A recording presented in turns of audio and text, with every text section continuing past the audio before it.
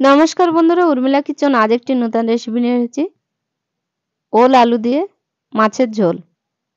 কিছুটা মাছ আমি ভালো করে ধুয়ে নিয়েছি, হাফ চামচ লবণ, হাফ চামচ হলুদ দিয়ে মাছটাকে ভালো করে মাখিয়ে নেব। একটা কড়া বসিয়ে দিয়েছি, কড়াই কিছুটা তেল দিয়ে দিলাম, তেলটা গরম হয়ে গেছে। এক এক করে মাছগুলো দিয়ে দেব। মাছগুলো সব দেওয়া হয়ে গেছে। মাছগুলো এক পিঠ ভাজা হয়ে গেছে, উল্টে আরেক পিঠ ভেজে নেব।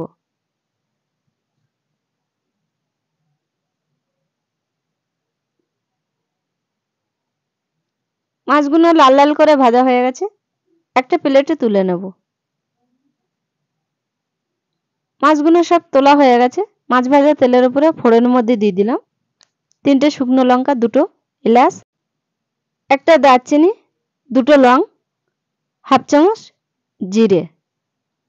হালকা আঁচে জিরেটা ভেজে নেব। 2টো পেঁয়াজ কুচি দিয়ে দিলাম। এবার একটু নেড়ে দেব। হালকা আঁচে পেঁয়াজটা ভালো করে ভেজে নেব। স্বাদ মতন লবণ দিয়ে দিলাম, আর একটু নেড়ে দিলাম। 1 চামচ আদা ও রসুন বাটা দিয়ে দিলাম। এবার একটু নেড়ে দেব। আদা রসুনের গন্ধটা যেন না থাকে ভালো করে ভেজে নেব। 1 চামচ ঝালের গুঁড়ো দিয়ে দিলাম, 1 চামচ ধনে গুঁড়ো দিয়ে দিলাম, 1 চামচ জিরে গুঁড়ো দিয়ে দিলাম।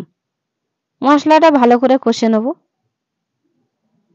মশলাটা ভালো করে কষা হয়ে গেছে। কেটে রাখা ওল ও আলু একসঙ্গে দিয়ে দেব। সবজিগুলো সব দেওয়া হয়ে গেছে। এবার একটু নেড়ে দেব। হাফ চামচ হলুদ গুঁড়ো দিয়ে দিলাম। ভালো করে সবজিটা কষে নেব। সবজিটা আর একটু কষে নেব। সবজিটা ভালো করে কষা হয়ে গেছে। পরিমাণ মতন জল দিয়ে দিলাম। জল দিয়ে সবজিটা ভালো করে একটু নেড়ে দেব।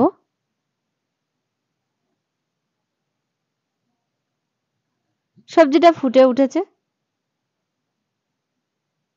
একটু নেড়ে দিলাম। সবজিটা হয়ে গেছে। ভেজে রাখা মাছগুলো উপর থেকে দিয়ে দেব। মাছগুলো সব দেওয়া হয়ে গেছে। আর একটু নেড়ে দেব। আপনারা চাইলে বাড়িতে বানিয়ে খেতে পারেন ওল আলু মাছের ঝোল। সবজিটা হয়ে গেছে। হাফ চামচ গরম মশলা দিয়ে দিলাম, কেটে রাখা ধনেপাতা উপর থেকে দিয়ে দিলাম। আপনাদের ভালো লাগলে কমেন্ট, শেয়ার, লাইক, সাবস্ক্রাইব করবেন। সবজিটা হয়ে গেছে। নামিয়ে নেব। নামিয়ে পরিবেশন করব। আপনাদের ভালো লাগলে কমেন্ট করে জানাবেন।